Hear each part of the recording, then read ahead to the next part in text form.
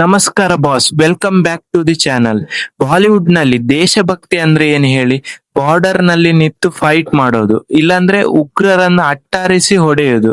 ಆದ್ರೆ ಕತ್ತೆಲ ಕೋಣೆಯಲ್ಲಿ AC room ಅಲ್ಲಿ ಕೂತು ಕೇವಲ ಪೆನ್ನು ಮತ್ತು ಬುದ್ಧಿವಂತಿಕೆಯಿಂದ ಇಡೀ ದೇಶವನ್ನ ಮಹಾ ದುರಂತರಿಂದ ಬಚಾವ್ ಮಾಡೋದು ಕೂಡ ದೇಶಭಕ್ತಿ ಅಲ್ವಾ? ಎಸ್, ಮನೋಜ್ ವಾಜಪೇಯಿ ಅವರ ಹೊಸ ಸಿನಿಮಾ 12ನೇ ತಾರೀಕಿಗೆ ರಿಲೀಸ್ ಆಗಿದೆ, ಗೌರ್ನೂರ್ ದಿ ಸೈಲೆಂಟ್ ಸೇವಿಯರ್. ಇದು 1991 ಭಾರತ ಎದುರಿಸಿದ ಅತಿ ದೊಡ್ಡ ಆರ್ಥಿಕ ಬಿಕ್ಕಟ್ಟಿನ ಸುತ್ತ ನಡೆಯುವ ಕತೆ. ಸಿನಿಮಾ ಹೇಗಿದೆ? ನಮಗೆ ಥಿಯೇಟರ್ ನಲ್ಲಿ ಮಜಾ ಕೊಡುತ್ತಾ, ಇಲ್ಲಾಂದ್ರೆ ಎಕನಾಮಿಕ್ಸ್ ಕ್ಲಾಸ್ ತರ ಬರೀ ಬೋರ್ ಹೊಡಿಸುತ್ತಾ? ಕಂಪ್ಲೀಟ್ ಆಗಿ ಮಾತಾಡೋಣ. ವಿಡಿಯೋ ಸ್ಕಿಪ್ ಮಾಡದೆ ಕೊನೆ ತನಕ ನೋಡಿ.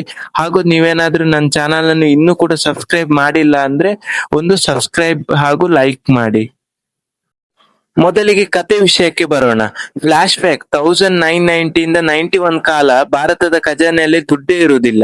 ವಿದೇಶಿ ವಿನಿಮಯ ಅಂದ್ರೆ ಫಾರೆಕ್ಸ್ ರಿವರ್ಸ್ ಕೇವಲ ಕೆಲವೇ ವಾರಗಳಿಗೆ ಆಗುವಷ್ಟು ಮಾತ್ರ ಬಾಕಿ ಇರುತ್ತೆ.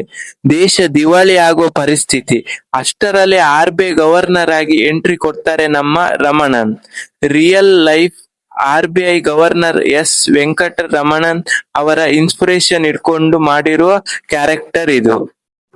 ಒಂದ್ ಕಡೆ ದೇಶದಲ್ಲಿ ಗದ್ದಲದ ಸರ್ಕಾರ, ಇನ್ನೊಂದೆಡೆ ಇರಾಕ್ ಮತ್ತು ಕುವೈತ್ ಯುದ್ಧದಿಂದಾಗಿ ಪೆಟ್ರೋಲ್ ಬೆಲೆ ರಾಕೆಟ್ ತರ ಏರ್ತಿದೆ. ಇಂಥ ಟೈಮಲ್ಲಿ ರಮಣನ್ ಅವರು ದೇಶದ ಇತಿಹಾಸದಲ್ಲೇ ಯಾರು ಮಾಡದ ಒಂದು ಸಾಹಸಕ್ಕೆ ಕೈ ಹಾಕ್ತಾರೆ. ಅದೇನಂದ್ರೆ ಅದೇ ಭಾರತದ ಚಿನ್ನವನ್ನು ವಿದೇಶದಲ್ಲಿ ಅಡವಿಟ್ಟು ಇದನ್ನು ಇಟ್ಕೊಂಡು ಇಡೀ ದೇಶವನ್ನ ಇವರು ಹೆಂಗ್ ಬಚಾವ್ ಮಾಡಿದ್ರು ಅನ್ನೋದೇ ಸಿನಿಮಾದ ಒನ್ ಲೈನ್ ಸ್ಟೋರಿ ಆಗಿದೆ.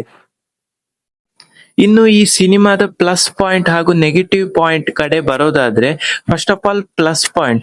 ಈ ಸಿನಿಮಾದ ಬಿಗ್ಗೆಸ್ಟ್ ಪ್ಲಸ್ ಪಾಯಿಂಟ್ ಯಾರಂದ್ರೆ one and only Manoj Vajpayee. ಈ ಮನುಷ್ಯನ ಆಕ್ಟಿಂಗ್ ಇದೆಲ್ಲ ಹ್ಯಾಟ್ಸ್ ಆಫ್ ಗುರು. ಎಲ್ಲೂ ಕಿರುಚಾಡಲ್ಲ, ಅತಿಯಾಗಿ ಡೈಲಾಗ್ ಹೊಡೆಯಲ್ಲ, ಕಣ್ಣಲ್ಲೇ ಪ್ರೆಷರ್ ತೋರಿಸ್ತಾರೆ. ಇಡೀ ದೇಶದ ಜವಾಬ್ದಾರಿ ಹೆಗಲ ಮೇಲಿದ್ದಾಗ ಒಬ್ಬ ಆಫೀಸರ್ ಹೆಂಗೆ ಬಿಹೇವ್ ಮಾಡ್ತಾರೆ ಅನ್ನೋದು ಕ್ಲಾಸಿಕ್ ಆಗಿ ಈ ಸಿನಿಮಾದಲ್ಲಿ ತೋರಿಸಿದ್ದಾರೆ. ಇನ್ನು ತಮಿಳು ಆಕ್ಸೆಂಟ್ ಸ್ವಲ್ಪ ಕೃತಕ ಅನ್ಸುತ್ತೆ, ಅದನ್ನ ಬಿಟ್ರೆ ಪರ್ಫಾರ್ಮೆನ್ಸ್ ಮಸ್ತ್ ಇದೆ. ಇದೊಂದು ಫೈನಾನ್ಷಿಯಲ್ ಥ್ರಿಲ್ಲರ್ ಆಗ್ಬೇಕಿತ್ತು, ನಮಗೆ ಸೀಟಿನ ತುದಿಗೆ ತಂದು ಕೂರಿಸುವ ರೋಮಾಂಚನ ಇರಬೇಕಿತ್ತು. ಆದ್ರೆ ಸಿನಿಮಾ ತುಂಬಾ ಕಡೆ ಡಾಕ್ಯುಮೆಂಟರಿ ತರ ಫೀಲ್ ಆಗುತ್ತೆ. ಬರೀ ಎಕ್ಸ್ಪ್ಲೇನ್ ಮಾಡ್ತಾರೆ ವಿನಃ ಬಿಕ್ಕಟ್ಟಿನ ಭೀಕರತೆ ನಮಗೆ ಥಿಯೇಟರ್ ನಲ್ಲಿ ಕಾಣಲ್ಲ.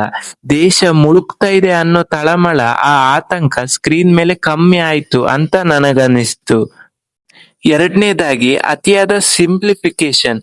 ದೇಶದ ಇಕನಾಮಿಕ್ಸ್ ತುಂಬಾ ಸಿಂಪಲ್ ಆಗಿ ತೋರ್ಸೋಕೆ ಹೋಗಿ ಗವರ್ನರ್ ತಕೊಳ್ಳೋ ನಿರ್ಧಾರಗಳಿದೆಯಲ್ಲ ಒಂಥರ ಮನೆ ಮದ್ದು ತರ ಕಾಣಿಸುತ್ತೆ.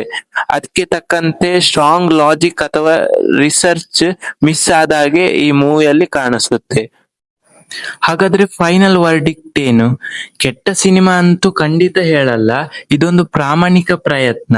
ನಮಗೆ ಗೊತ್ತಿಲ್ಲದ ಭಾರತದ ಚರಿತ್ರೆಯ ಒಂದು ಪ್ರಮುಖ ಪುಟವನ್ನು ಇದು ನೆನಪಿಸುತ್ತೆ.